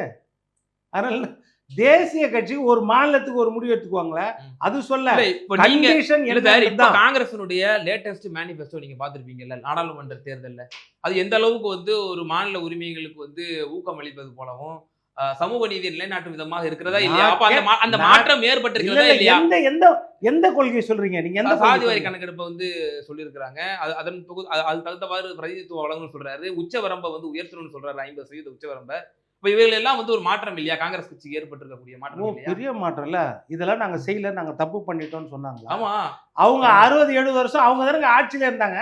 கல்வியை பொது பட்டியல இருந்து மாநில பட்டியலுக்கு எடுத்து வரேன்ட்டாங்களா? அதுல என்ன பேச மாட்டீங்க ஏங்க? அதுதாங்க அடிநாதி. இந்திய ஆதிக்கம் செலுத்தக்கூடாதுன்னா கல்வி வழியா தான் இந்திய போதிக்க முடியும், கல்வி வழியா தான் இந்திய கொண்டு வர முடியும் இந்தியா முழுக்கும். அதனாலதான் இந்திரா காந்தி அன்னைக்கு கல்வியை வந்து மாநில பட்டியல இருந்து பொது பட்டியலுக்கு கொண்டு போனாங்க. அதை ரிவர்ஸ் பண்றேன்னு கொடுத்துருக்காங்களா? இன்னைக்கு வரைக்கும் இந்திக்காக நம்ம வேண்டான்னு கட்டாயப்படுத்தக்கூடாதுன்னு போராடிட்டு இருக்கோம்னா அந்த கல்வி மாநில பட்டியலுக்கு வராதால் தானே காரணம். அது ஏன் மாத்தல சொல்லுங்க? அதுதானே முக்கியம். அடிநாதம் அதுதானங்க. ஆட்டுக்கு தாடி நாட்டுக்கு கவர்னர் எதுக்குன்னு சொன்னீங்க. ஆனா அதே மேனிஃபெஸ்டோல வந்து நீட் விவகாரமா இருக்கட்டும், இதெல்லாம் வந்து மாநில உரிமை சார்ந்து அவங்க வந்து அதையும் கொடுத்துருக்காங்க. எப்படி மாநில உரிமை? நீட் ரத்து பண்ணிடுறாங்களா? நீட்டை கொண்டு வந்தது 2010 ஆகஸ்ட் 21 நீட்டை கொண்டு வந்தது திமுக காங்கிரஸ் இணை அமைச்சர் காந்தி செல்வன், திமுக அமைச்சர். சரி, அதுல ஒரு பெரிய விஷயம் என்ன தெரியுமா? இன்னைக்கு வந்து தீர்ப்பு மாதிரியே இப்போ கவர்னருக்கு தீர்ப்பு வந்துருதுல்ல, அதே மாதிரி அன்னைக்கு உலக வரலாற்றிலே இல்லாத பொன்னெழுத்துக்கள் பொறிக்க வேண்டிய தீர்ப்பு வந்துச்சு. என்ன தீர்ப்பு வந்துச்சு? நீட் அரசியல் சாசனத்துக்கு எதிரானது, நீட்டை கொண்டு வந்தது விரோதம், தமிழ்நாட்டு அரசியல் சாசனம் இந்தியாவிலே அரசியல் சாசனத்துக்கு விரோதமானதுன்னு தீர்ப்பு வந்துச்சா? பெஞ்சு தீர்ப்பு வந்துச்சா? அப்ப யார் ஆட்சியில் இருந்தா? 2013 திமுக ஆட்சியில் இருந்துச்சு இந்தியாவில். காங்கிரஸ் மைனாரிட்டி அரசாங்கத்தில் திமுக ஆதிக்கம் செலுத்திட்டு ஆட்சியில் இருந்துச்சு. அப்போ பாராளுமன்றத்திலே என்ன தெரிவிக்கிறாரு குலாம் நபி ஆசாத்? இதுக்கு நாங்கள் அப்பீலுக்கு போவோம் தெரிவிச்சாரா இல்லையா? அப்போ என்ன ஆச்சு? வாபஸ் வாங்கிட்டீங்களா? அப்போ அப்பீலுக்கு போய் அந்த அப்பீலில் 2016 தீர்ப்பு வருது, நீட்டு செல்லும். எதிர வழக்கு. அப்போ என்னது? 1 வருஷத்துக்கு மட்டும் நீட்டு செல்லும், 1 வருஷத்துக்கு விரும்புகிற மாநிலங்கள் நம்ம விலக்கு கொடுக்கலான்னு. ஜெயலலிதாமாவுக்கு 1 வருஷம் விலக்கு. 2017 நீட்டுக்கு வேண்டான்னு சொல்லிட்டு எடப்பாடி வழக்கு போட்டப்போ எதிர சிபிஎஸ்சி சார்பா வாதாடினது யாரு? சிதம்பரமா? அப்புறம் வாதாடி வெற்றி பெற்று வெளியே வந்து என்ன சொன்னாங்க? இனிமேல் நீட்டு வேண்டாம்னா கடவுள் நினைச்சா தான் முடியும், மற்றபடி நீட்டு விலக்கு யாருமே வாங்க முடியாது. பேட்டி கொடுத்தாங்களா இல்லையா? அப்போ அப்போ இப்போ பேசி என்ன பிரயோஜனம்? கொண்டு வந்தது காங்கிரஸ், செய்தது காங்கிரஸ், எல்லாம் செய்துட்டு இப்போ வந்து நாங்கள் விலக்கு கொடுப்போம்னா என்ன அர்த்தம்? புரியுதா? அதுதான் நான் கேட்குறேன். இப்போ கலைஞர் வார்த்தையில சொன்னா சுற்றி நெருப்பு எரியும் போது நடுவில் இருக்கிற கற்பூரம் எவ்வளோ நாள் பற்றிக்காமல் இருக்கும்? சுற்றி எல்லா இடத்துலையும் நீட்டு இருக்கும்போது எத்தனை நாள் இல்லாமல் இருக்க முடியும்? இப்போ கடந்த நாடாளுமன்ற தேர்தலில் கூட ஜெயக்குமார் போன்ற பல முன்னணி நிர்வாகிகள்லாம் என்ன சொன்னாங்க அப்படின்னா, நாங்கள் உங்களால் தான் தோக்கவே செஞ்சோம், சட்டமன்ற தேர்தலையும் சரி, அடுத்து வந்த பல தேர்தலையும் நாங்கள் உங்களோட கூட்டணி வச்சு தான் தோத்தோம் அப்படின்ற விஷயத்த வந்து முன் வச்சாங்க. மேலும் நான் வந்து என் தொகுதியில் நான் -30,000 வாக்கில் தான் நான் வந்து போகுது எனக்கு ஸ்டார்ட் பண்ணுறேன், சிறுபான்மையினர் வாக்கு சுத்தமாக வரமாட்டேங்குது அப்படின்றதெல்லாம் சொல்லியிருந்தாரு. இப்போது சிறுபான்மையினோட வாக்குகள் கிடைக்குமா அதிமுகவுக்கு? ஒன்று. ரெண்டாவது, அவர்களுடைய உரிமைகள் சார்ந்த விஷயங்கள் இப்போது வந்து வக்ஃபு திருத்த மசோதாவுக்கு வந்து இதே அதிமுக எதிர்த்தே வந்து சட்டமன்றத்தில் வாக்களிச்சதை நம்ம பார்க்கிறோம். நம்மளுடைய முதலமைச்சர் கொண்டு வந்த தீர்மானத்திற்கு இது மாதிரி பல விவகாரங்கள், இப்போ அடுத்து பொது சிவில் சட்டங்கள் கொண்டு வர இருக்கலாம். அது மாதிரியான சிறுபான்மையினருக்கு அச்சுறுத்தலான இருக்கக்கூடிய இப்போ அடுத்து சிஏ என்ஆர்சி கூட வருங்காலங்களில் வந்து அவங்க வந்து கொண்டு வரதற்கான வாய்ப்புகள் கூட இருக்கலாம். இப்போ இவைகளுக்கெல்லாம் வந்து கடந்த காலத்துல போல சிஏஏவுக்கு ஆதரிச்சது மாதிரி என்ஆர்சிக்கு இங்க வந்து என்பிஆரே இங்க வந்து கொண்டு வரலாம் அப்படின்ற அளவுக்கு வந்து எடப்பாடியார் என்ஆர்சி நம்ம மன்மோகன் சிங் பீரியட்ல வந்துச்சு. என்ஆர்சி நாடு முழுக்க மன்மோகன் சிங் பீரியட்ல வந்துச்சு. நாடு முழுக்க கொண்டு வருவாங்கன்னு சொன்னாங்களா? அதுதான் அந்த நேரத்துல அவர் என்ன சொன்னாரு, சிஏக்கே அவர் சொன்னாரு, இது மாதிரி வெளிநாட்டுல இருக்கிற சிறுபான்மை மக்களுக்கு வந்து பாதுகாப்பு வேணும் அப்படின்றது சொன்னாரு. வெளிமாநிலத்தில் யார் இருக்கிறா? காங்கிரஸ் கொண்டு வந்த சிஏஏவுக்கும் இங்க உள்ள சிஏஏவுக்கும் ஷரத்து வேறுபாடுகள் இருக்கு. அதே போல சிறுபான்மையினர் வந்து சிஏஏனால இந்திய இஸ்லாமியர்களுக்கு பாதிப்பு ஏற்படணும்னு சொல்லல. ரெண்டு விஷயம். ஒண்ணு. ரெண்டாவது, என்ஆர்சி நாடு முழுக்க கொண்டு வர. நான் என்ன கேட்கிறேன், நடக்க போது சட்டமன்ற தேர்தல் ஒண்ணு, திமுக ஆட்சியின் அராஜகங்களை வெளிக்கொண்டு வரணும், இது ஒண்ணு. இப்போ சிஏஏ நீங்க சொன்னது 2020 வந்தது, 2024 மார்ச் இம்ப்ளிமெண்ட் பண்ணியாச்சு, ஒரு வருஷத்துக்கு மேல ஆச்சு. இப்போ திமுக என்ன செய்யுது? தங்களுடைய எதிர்ப்பு பதிவு செஞ்சிருக்காங்க சட்டப்பேரவையில். பதிவு செய்துட்டு சட்டப்பேரவையில் அதை கட்சித்தீவுக்கும் பதிவு செய்தாச்சு, நீட்டுக்கும் பதிவு செய்யாச்சு. அதே தான் பதிவு செய்ய. இப்போ நீட்டுக்கு கட்சித்தீவுக்கும் இதே மாதிரி தான் அதிமுகவும் பதிவு செய்யுச்சு. அப்போ நீங்க என்ன 40 எம்பி கொடுத்து என்ன செய்தீங்க? அதுதானே முக்கியம். அப்போ நீ சிஏ வந்துருச்சு இல்லை, இன்னைக்கு என்ன செய்ய போறீங்க? இப்போ சிடபிள்யூஎஸ்க்கு வந்து வாபஸ் வாங்க சொல்லி நீங்க நம்ம காங்கிரஸ் அழுத்தம் கொடுப்பீங்களா? காங்கிரஸ் கூட்டணியில் அழுத்தம் கொடுப்பீங்களா? அதுதான் வழக்கு எல்லாரும் போட்டிருக்காங்க. காவிரி பிரச்சனைக்கு தான் வழக்கு போட்டிருந்தாங்க. இப்போ முல்லை பெரியார் பிரச்சனை எடுத்துக்கோங்க. முல்லை பெரியார் 152 அடி, அது பராமரிப்பு பணி காரணமாக நீதிமன்றம் தீர்ப்பை கொடுத்து இறக்கி வச்சுட்டு பராமரிப்பு முடிஞ்சவொடனே ஏற்றிக்க மாட்டேன்னு சொல்லிட்டு கேரளா ஒரு துரோகம் பண்ணிச்சு. ஆனால் ஜெயலலிதா அம்மா வழக்கு போட்டு அந்த வழக்கில் எந்த காம்ப்ரமைஸ் பண்ணாம தீர்ப்பு என்ன வந்துச்சு? 152 அடி உயர்த்தணும்னு சொல்லி 136 142 அடியா இப்போ உயர்த்திக்கோங்க. பேபி அணை இருக்குது, பேபி அணையை ஸ்திரப்படுத்தி விட்டு 152 அடியா நீங்க உயர்த்திக்கலாம்னு சொல்லிடுச்சு. பேபி அணையை ஸ்திரப்படுத்தணும்னா 9 மரங்கள் அங்கே வெட்டப்படணும். ஏன்னா கனரக வாகனம்லாம் வரணும்னா 9 மரங்கள் வெட்டப்படும். 2021 திமுக ஆட்சிக்கு வந்த உடனே செப்டம்பர்ல அங்க இருக்கிற வனத்துறை, பொதுப்பணித்துறை, பொறியியல் அதிகாரிகள், என்ஜினியர்ஸ் அனுமதி கொடுத்துட்டாங்க. ஏதோ அஃபிஷியலாக அவங்க கொடுத்தாச்சு. கொடுத்த பிறகு நம்ம பத்திரிகையில் எல்லா இடத்துலையும் விளம்பரம் பண்ணி திமுக என்ன வெற்றி, நம்மளுக்கு வெற்றி, பணிந்தது கேரளான்னு சொன்னோடனே இது வெளியே வந்தோடனே அங்கே எதிர்ப்பு கிளம்பினோடனே பினராயி விஜயன் என்ன செஞ்சிட்டாரு? அவங்கள வந்து சஸ்பெண்ட் பண்ணிட்டார். எப்படி அனுமதி கொடுத்தீங்கன்னு இன்னைக்கு வரைக்கும் அது நடக்காமல் இருக்குது. அப்போ அந்த அனுமதியை வாங்கலாமே? பினராயி விஜயன் கூட கூட்டணி தானே நம்ம. கேரளாவில் அந்த அனுமதியை வாங்கலாமே? தீர்ப்பின் பிரகாரம் அனுமதி, அதுதானே மெயின். அது ஏன் வாங்கலை? அதனால் என்ன சொல்ல வரேன்னா, கொள்கையில் முரண்பாடு இருக்கும், கூட்டணியில் இருக்கிற கட்சிகளுக்கு சித்தாந்தத்தில் முரண்பாடு இருக்கும், உரிமைக்காக நம்ம போராட வேண்டியிருக்கும். தேசிய கட்சி காங்கிரஸ் இருந்தாலும் பிஜேபி இருந்தாலும் அவர்கள் வந்து தேசிய அளவில் தான் பார்க்குறாங்களோ, தனிப்பட்ட மாநிலமாக பார்க்க மாட்டேன்றாங்க நம்ம உரிமைக்கு. அதனால இந்த 2 கட்சி இருக்கும்பொழுது நம்ம போராடி கொண்டு தான் இருக்கிறோம். ஆனால் 2 கட்சி கூட மாறி மாறி கூட்டணி வச்சுட்டு தான் இருக்கிறோம், காலப்பலமாக வைக்காம இல்லை. இப்போ நம்மளுக்கு பிடிக்குதோ இல்லையோ பிஜேபி 15 வருஷமா தொடர்ந்து ஆட்சியில் இருக்கிறாங்க, இந்தியாவை ஆள்றாங்க. அப்படி இருக்கும்பொழுது அவங்ககிட்ட என்ன உரிமையோ அதை போராடியோ கேட்டு வாங்க வேண்டியது செய்யுது. இதை மீறியும் அவங்க சிலது நல்லது செய்வாங்க, இல்லைன்னு சொல்ல வரல. அப்படி இருக்கும்போது நம்ம அது வந்து இப்போ காமன் மினிமம் ப்ரோக்ராம் வைக்கக்கூடிய இடத்துல அதிமுக இல்லை அப்படின்னு தானே பார்க்கப்படுது. இப்போ அதிமுக லோக்சபாவில் வந்து எந்த ஒரு எண்ணிக்கையும் இல்லை. இப்போ ஒருவேளை பிஜேபிக்கு ஏதாவது நெருக்கடி வந்தா கூட நம்ம இந்த இருக்கக்கூடிய எண்ணிக்கையை வச்சு நம்ம ரோல் பிளே பண்ணலாம். இப்ப அந்த மாதிரி இடமும் இல்லாத பொழுது அதிமுக வந்து ஒரு அந்த நிபந்தனையும் அந்த மாதிரி அதாவது மாநில அந்த உரிமைகளுக்கோ மாதிரி சிறுபான்மையினர் இல்ல இல்ல அந்த உரிமைகளுக்கோ மாதிரி வந்து அந்த மாதிரி 18 வருஷம் ம், மைனாரிட்டி அரசாங்கத்துக்கிட்ட ம், விபி சிங் கூட, தேவகவுடா கூட, ஐ ஐக்கிய கே குஜரால் குஜரால் கூட, வாஜ்பாய் அப்புறம் கூட வாஜ்பாய் கூட, மன்மோகன் சிங் மன்மோகன் சிங் கூட இருந்து எந்த திட்டங்கள் தமிழ்நாட்டுக்கு கொண்டு வந்தாங்க ம், திமுக? ம், ம், சொல்லுங்க சொல்லுங்க. ஏதாவது புரட்சிகரமான திட்டங்கள் தமிழ்நாட்டுக்கு எதை கொண்டு வந்தாங்க? ஏதாவது ஒண்ணு சொல்ல முடியுமா? ம், அப்புறம் இப்போ மட்டும் சொல்றீங்க. ஏதாவது ஒண்ணு சொல்லுங்க. ம், கல்வியை மாநில பட்டியலில் கொண்டு வந்திருக்கணுமா? சரி, இல்ல. செம்மொழின்னு சொன்னீங்களே, 22 மொழிகள் மாநிலத்தில் யூனியன்ல ஆட்சி மொழிகள். தேசியத்தில் அண்ணல் அம்பேத்கர் எழுதின சட்டத்தின் பிரகாரம் ம், பார்த்தீங்கன்னா ம், ஹிந்தி, தேவநகிரி ஸ்கிரிப்ட்ல ஹிந்தி தான் அலுவல் மொழி, official language of the union ம், ஹிந்தி. ம், 15 வருடங்களுக்கு ஆங்கிலம் கூட இருக்கலாம். கரெக்டா? ஆர்டிகல் 351ல என்ன இருக்குது? ஹிந்தியை இந்தியா முழுக்க பிரச்சாரம் பண்ண வேண்டியது மத்திய அரசின் கடமை. 15 வருஷம் கழிச்சு ஹிந்தி தான் எல்லா இடத்துலையும் இருக்கணுன்ற மாதிரி சட்டத்தில் இருக்குது. அதே மாதிரி ஸ்டேட்ஸோட யூனியன் அலுவல் மொழிகள், official language of the states வந்து அந்த 22 லாங்குவேஜ். ஃபர்ஸ்ட் 14 என்னமோ இருந்துச்சு, ஒவ்வொன்றும் ஆட் பண்ணியாச்சு. ம், ம், சரி, தன்னுடைய அதிகாரத்தை பயன்படுத்தி ம். இந்த 22 மொழிகளையும் தேசத்தின் அலுவல் மொழியாவோ ஆட்சி மொழியாவோ ஆக்கிடலாம். இல்ல 500 ஆண்டுகளுக்கு முன்னால இருக்கிற இந்தி மொழியை வந்து நம்ம அரசியல் சாசனத்துல இருக்குது. 5000 ஆண்டுகளுக்கு முன்னால இருக்கிற தமிழ் மொழியை இந்தியாவின் ஆட்சி மொழியா இல்ல, அலுவல் மொழியா இல்ல, அதை மைனாரிட்டி அரசாங்கத்துக்கு கூட ஆட்சியில பங்கு வைக்கும் போது அதை கொண்டு வந்திருக்கலாம்ல. அது ஏன் கொண்டு வரல திமுக? சொல்லுங்க, அது ஏன் கொண்டு வரல? அதே மாதிரி ஆட்டுக்கு தாடி நாட்டுக்கு கவர்னர் தேவையில்லை, அந்த சரத்தை கொண்டு வந்து கவர்னர் பதவியை ரத்து பண்ணியிருக்கலாம்ல. இல்லை இன்னைக்கு கோர்ட்டு கொடுக்குற அந்த கால வரைய நிர்ணயம், மசோதாக்களை தாக்கல் பண்ணுறதுக்கு அந்த கால நிர்ணயம் அரசியல் சாசனத்தில் அமெண்ட் பண்ணியிருக்கலாம்ல.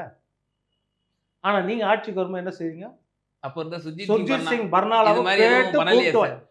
அப்படி இல்லை, நீங்கள் அதுதானே தீர்க்க தரிசனம். ம், இப்படி பண்ணவே இல்லைன்னா அதுக்கு முன்னாடி தாங்க 3 தடவை உங்கள் ஆட்சி கலைக்கப்பட்டிருக்குது ம், ம், கவர்னரால. ம், ஒன்றுமே பண்ணலன்றீங்க. ம், ம், இப்போ அது மசோதாவை தான் எடுத்து வச்சிருக்காரு. ஆட்சியே கழிச்சிட்டாங்களே ம். 3 முறை. அப்போ எவ்வளோ பெரிய பாதிப்பு கவர்னரால் நடந்திருக்குது. அப்போ அந்த பதவியை நீங்கள் பிடிங்கிருக்கணும்ல. இல்ல சார், அப்போ 76 எமர்ஜென்சில கூட கே ஷாவுக்கு வந்து எந்த அளவுக்கு வந்து கலைஞர் கருணாநிதி ஷான்னே கூட அவரை வந்து குறிப்பிடுவாங்க. அந்த அளவுக்கு நெருக்கமாக இருந்தாருங்கிறதும் குறிப்பிடத்தக்க விஷயமா நம்ம சார், பார்த்தோம். கவர்னர் இல்ல சார், பதவி உங்களுக்கு எஸ் வேணாமா? நிச்சயமா இல்ல கவர்னர் எனக்கு நெருக்கமா நிச்சயமா சார், இருக்கணுமா?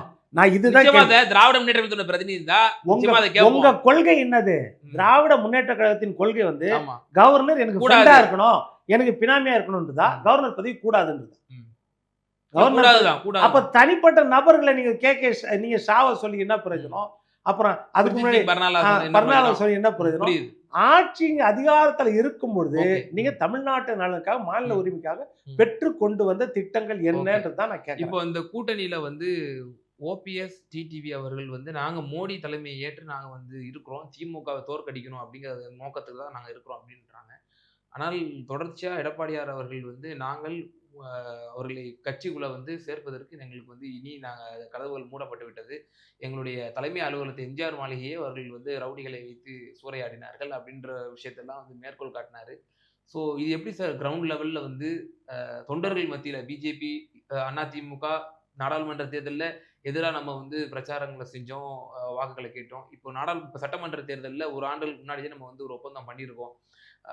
இப்போ தொண்டர்கள் மத்தியில ஒரு ஜெல் இப்போ ஆகுமா? இது எப்படின்னா ஓபிஎஸ், டிடிவி இல்ல அவர்களோடு வந்து இ- இபிஎஸ் இது அவர்களுடைய எப்படின்னா தொண்டர்கள் வந்து வேலை செய்வாங்களா? கூட்டணியில இருக்கும் பொழுது ம், கூட்டணி கட்சியை விமர்சனம் பண்ணா நீங்க சொல்ற கேள்வி கேட்கலாம். ம், கூட்டணியில இல்லாத போது ம், வைகோ சொன்னாரு, திமுக ஸ்டாலினோட கூட்டணி வச்சா என் கல்லறை கூட என்னை மன்னிக்காது ம்.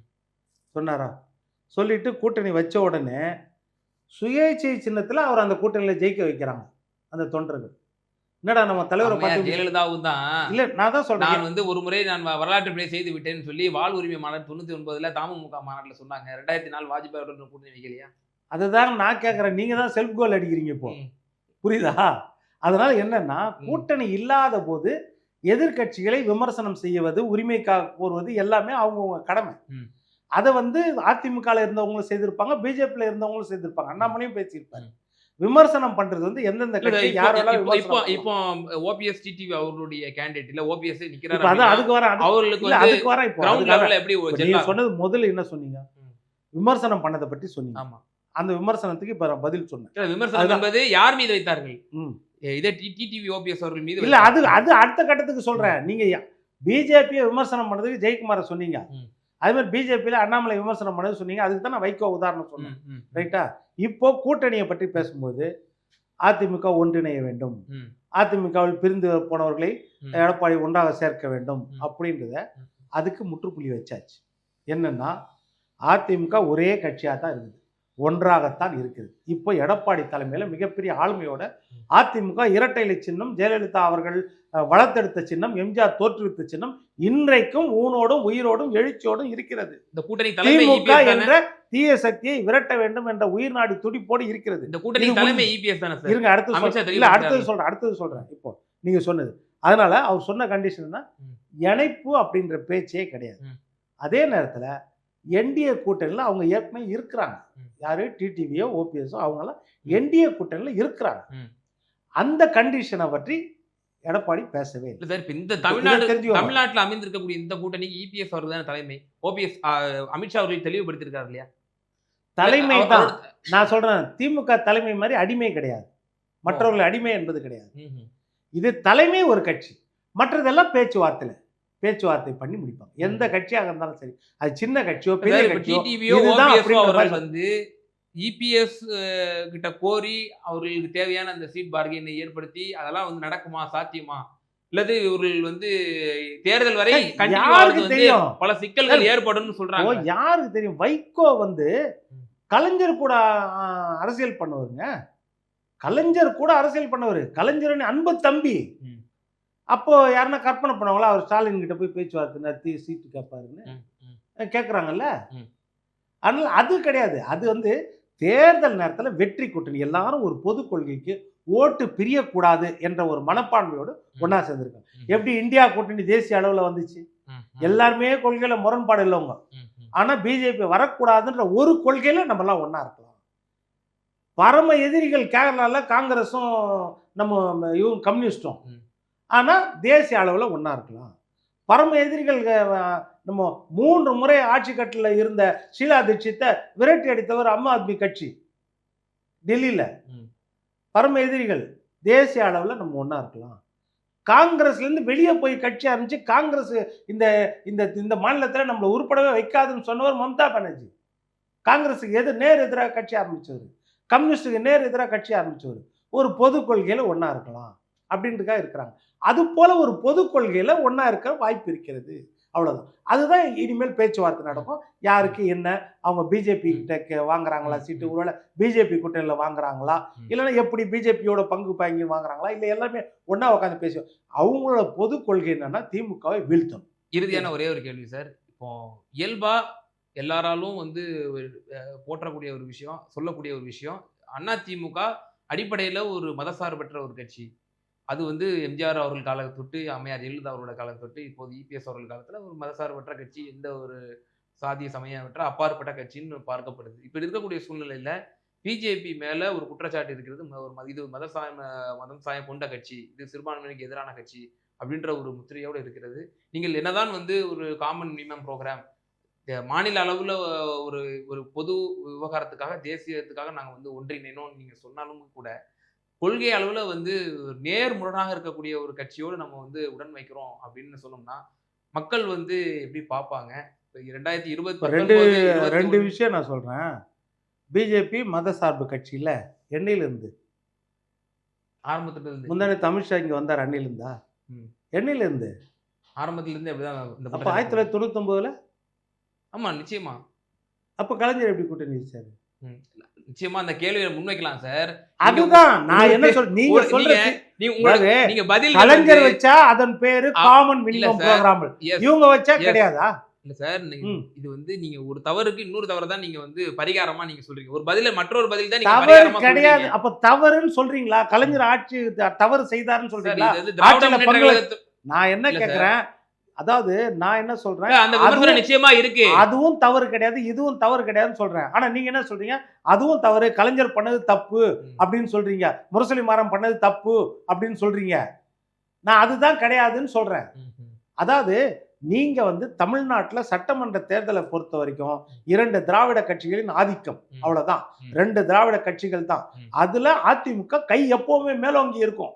அதிமுக கை எப்பவுமே மேலோங்கி இருக்கும். கடந்த காலத்துல வந்து 2014லயும் சரி 2016லயும் சரி தனித்து நின்று 40 தொகுதி பாண்டிச்சேரி சேர்த்து இரட்டை இலை சின்னத்துல நின்ற ஒரே கட்சி.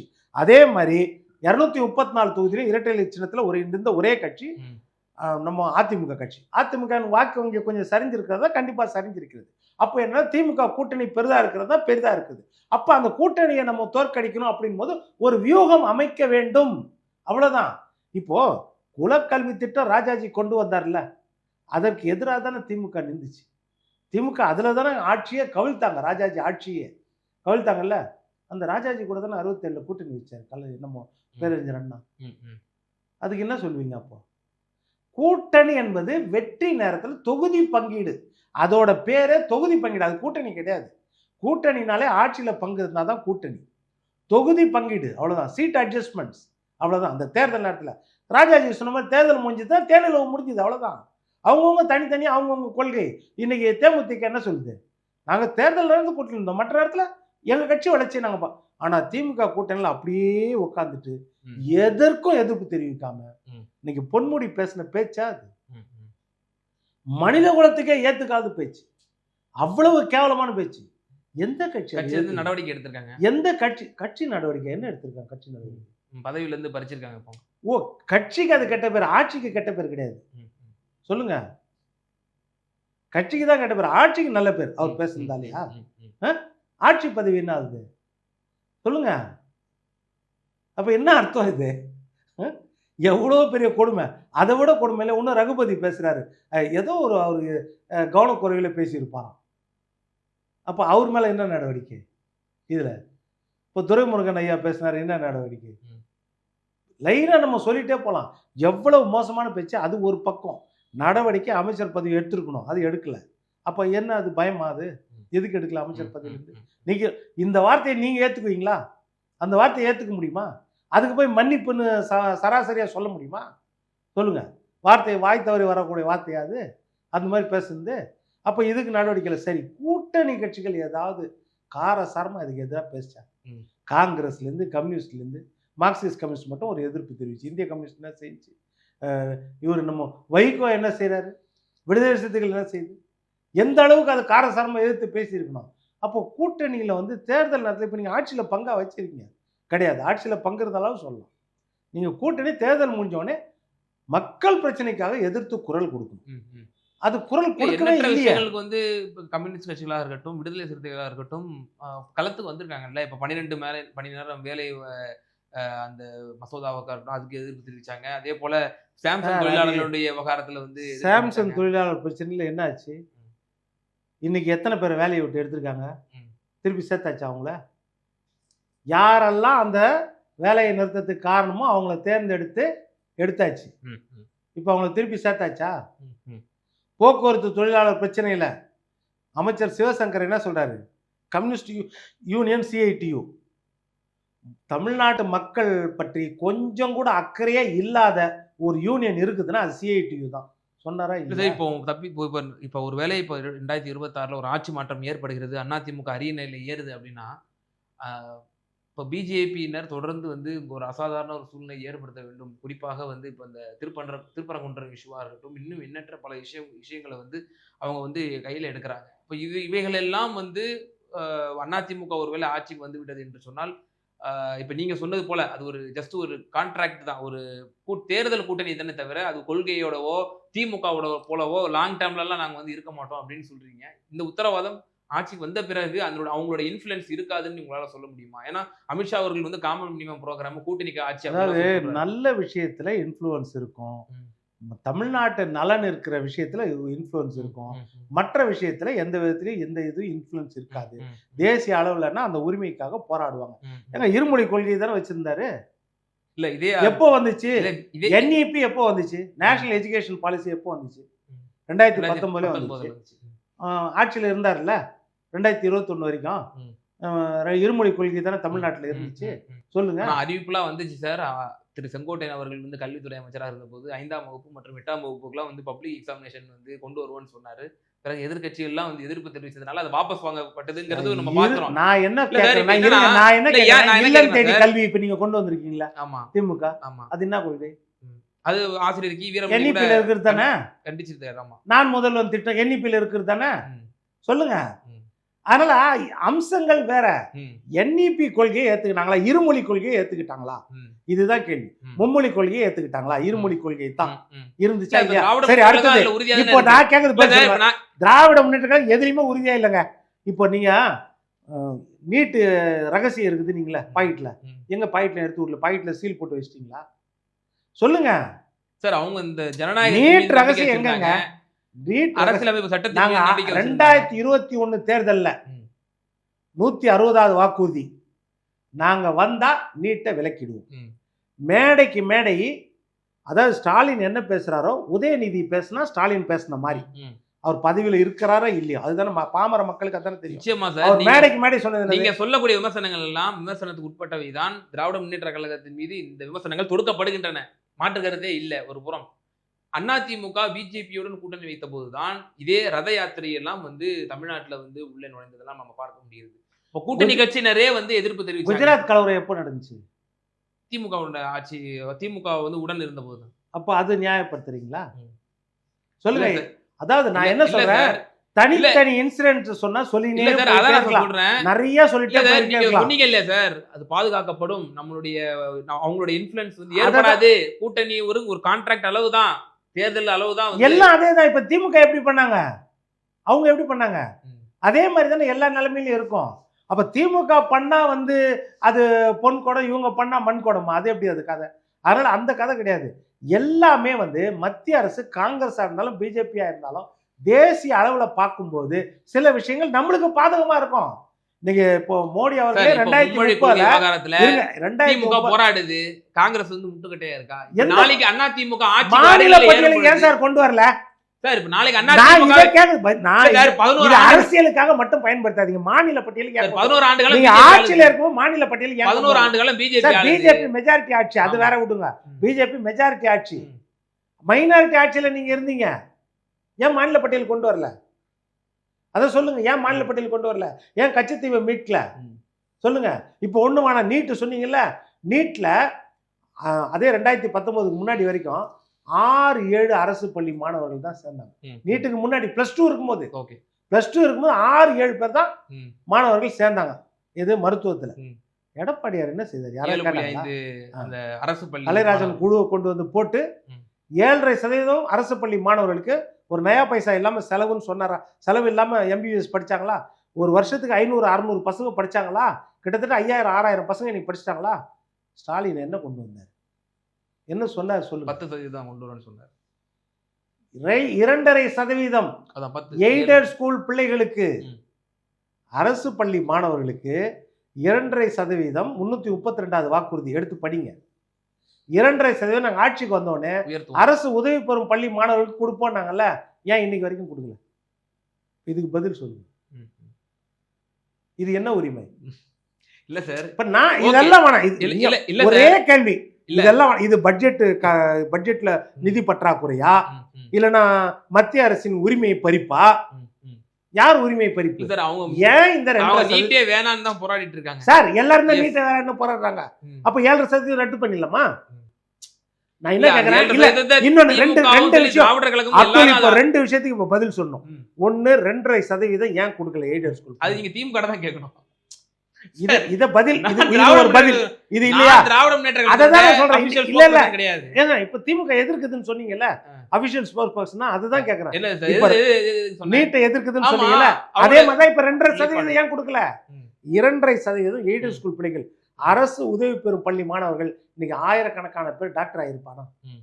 அந்த கனவை சிதைத்தது யார் ம், ம். உங்க தேர்தல் வாக்குறுதி இது ஒண்ணு ம். ரெண்டாவது இல்ல சொல்றேன். சார், ரெண்டாவது விஷயம் சொல்றேன் சட்ட கேளுங்க. போராட்டம் இல்ல நடத்தி இல்ல அதெல்லாம் அதெல்லாம் சட்ட வேணாம். சார் போராட்டத்திற்கு அது வேற சார் இந்த இடஒதுக்கீடு அது வேற அது வேற ஏதேனும் இன்டர்பிரேஷன் வந்துடக்கூடாதுங்கிற கூட இருக்கலாம் maybe. அப்ப தேர்தல்ல இல்ல, நமக்கு தெரியல. பொய் வாக்குறுதி கொடுத்தீங்களா அது தேர்தல் நீங்க திராவிட முன்னேற்ற கழகம் தான் சார் அதுக்கு சார், தார்மீக இப்போ- பொறுப்பேற்று பதில் சொல்லணும். நான் வந்து அதுக்கு பதில் இல்ல இப்ப சொல்றது நீங்க கிடையாது. பதில் சொன்னீங்கல்ல என்னன்னு ம். ஏதாவது இது சட்ட சிக்கல் வந்துருமோன்னு. ம். அப்ப அந்த பதில் சார், சொல்றது அவங்க சொல்லலாம். ஜனநாயக இதை இந்த ஏன் கொடுக்கல? அரசியலமைப்பு சட்டத்தின் மீது நம்பிக்கை வைத்திருந்தார்கள். இது ஏன் கொடுக்கல? இது 2.5% ஆ. தேர்தல் வாக்குறுதியில கொடுத்தீங்களா? சரி. 332 ஏன் கொடுக்கல? ம். அதை கொடுத்துருக்கணும். சரி. அடுத்து நான் என்ன கேட்கறேன், ம். 7.5% வந்து ம். நீட்டால பாதிக்கப்பட்ட மாணவர்களுக்கு 7.5% ம். அப்படின்னு சொல்லி தானே அரசு மாணவர்களுக்கு கொடுத்தாங்க. இப்போ பொறியியல் கலைக்கல்லூரி, ஆர்ட்ஸ் காலேஜ்ல, இன்ஜினியரிங் காலேஜ்ல 7.5 கொடுத்துக்கிறீங்கல்ல, அங்க நீட் இருக்குதா? எதுக்கு 7.5 கொடுத்தீங்க? சொல்லுங்க, பதில் சொல்லுங்க. ம்ஹும். +2 அடிப்படையில் தானே மார்க்கு, தகுதி அடிப்படையில் தானே அங்கே சேர்றாங்க. அங்கே எல்லாருக்கும் வாய்ப்பு கரெக்டாக தானே இருக்குது, சம வாய்ப்பு தானே அங்கே கொடுக்கப்படுது. எதுக்கு 7.5%? அப்போ +2 அடிப்படையிலையும் அங்கே மாணவர்களுக்கு உரிமை மறுக்கப்படுகிறதா? சொல்லுங்க. ஒரு பக்கம் நம்ம நல்லதுன்னுவோம், இன்னொரு பக்கம் இந்த வினா வருதா இல்லையா, இந்த கேள்வி வருதா இல்லையா? நீட்டால பாதிக்கப்படுறாங்க மாணவர்கள். அதனால ஒரு 7.5% எடப்பாடியார் கொடுத்தாரு. அது வந்து மருத்துவக் கல்லூரிக்கு. நீட் இல்லாத +2 தேர்வின் அடிப்படையில் தேர்ந்தெடுக்கப்படுகிற ஆர்ட்ஸ் காலேஜுக்கும், பொறியியல் காலேஜுக்கும், இன்ஜினியரிங் காலேஜுக்கும் எதுக்கு 7.5%? அப்போ +2 அடிப்படையிலும் தகுதியான மாணவர்கள் கிடைக்கலையா சீட்டு? அந்த கேள்வி வருமா இல்லையா? இதுதான் உச்ச நீதிமன்றத்தில் பாதிப்பு ஏற்படுத்தும். நீங்க சொல்றது கரெக்டா? நான் சொல்றது ஏற்புடையதா இல்லையா? இது பாதிப்பை ஏற்படுத்துமா இல்லையாங்க? அது சொன்னாங்கன்னா அப்போ அதை தான் சொல்றேன். அதாவது சொல் ஒன்று, செயல் ஒன்றா இருக்குது. அப்போ இப்போ சமூக நீதியை பற்றி நம்ம பேசுறோம். நீங்க அண்ணல் அம்பேத்கர் பிறந்தநாள், சமூக நீதியை பற்றி நீங்க பேசும்போது நீங்க ஒரு கொள்கையை சுத்தமா மறந்துட்டீங்க. 259 வாக்குறுதி, கலப்பு திருமணம் செய்தவர்களுக்கு 60,000 ரூபாயும் 1 சவரன் தங்கமும் கொடுப்போம்னு சொன்னாங்க. தாலிக்கு தங்கம் திட்டம் ரத்து பண்ணியாச்சு. அதை ரத்து பண்ணி இதை கொடுக்குறேன்னு சொன்னீங்களே, இன்னைக்கு வரைக்கும் எத்தனை பேர் கொடுத்துருக்கோம்? இப்போ நீங்க சொல்லுங்க. ஆணவ கொலையை தடுக்கணும், கலப்பு திருமணத்தை ஊக்குவிக்கணும் அப்படின்போது நீங்க கொடுத்த தேர்தல் வாக்குறுதியில நீங்க கொடுத்துருக்கீங்க. எத்தனை கலப்பு திருமணத்திற்கு 60,000 ரூபாயும் 8 சவரன் தங்கமும் கொடுத்துருக்குறோம்? கேள்வி. நிச்சயமாக சார். நீங்க பல்வேறு விவகாரங்கள்ல திராவிட முன்னேற்ற கழகம் அவர்கள் கொடுத்த அந்த வாக்குறுதியின்படி அவர்கள் வந்து நிறைவேற்றவில்லை என்ற பல கேள்விகளையும் தொடுத்திருக்கீங்க. மேலும் இந்த கூட்டணி என்பது வந்து தேர்தலுக்கான ஒரு கூட்டணி தான் தவிர கொள்கைக்கான கூட்டணி இல்லைன்னு சொல்லி பல வரலாற்று சான்றுகளோடு எங்க நேயர்களுக்கு ரொம்ப தெளிவா பகிர்ந்தமைக்கு மிகுந்த நன்றி. நன்றி நன்றி. நமது தமிழ் நியூஸ் சேனலில் உங்களது பொருட்களை வெறும் 500 ரூபாயில் விளம்பரம் செய்ய வேண்டுமா? தொடர்புக்கு 7806942275 தொடர்பு கொள்ளுங்கள்.